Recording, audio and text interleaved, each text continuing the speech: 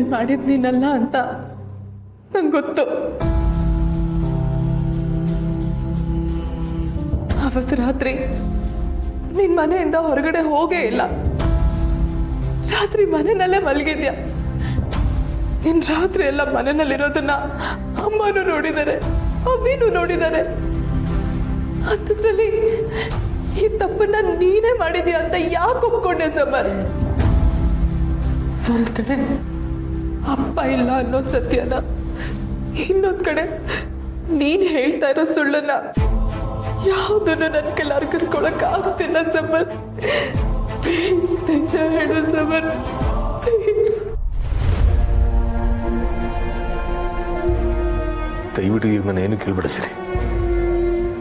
ನನ್ನಿಂದ ನನಗೆ ಹಿಂಸೆ ಆಗ್ತಿದೆ ಅಂತ ಗೊತ್ತು. ಅದಕ್ಕೋಸ್ಕರ ನಿನ್ನ ಕ್ಷಮೆ ಕೇಳ್ತೀನಿ.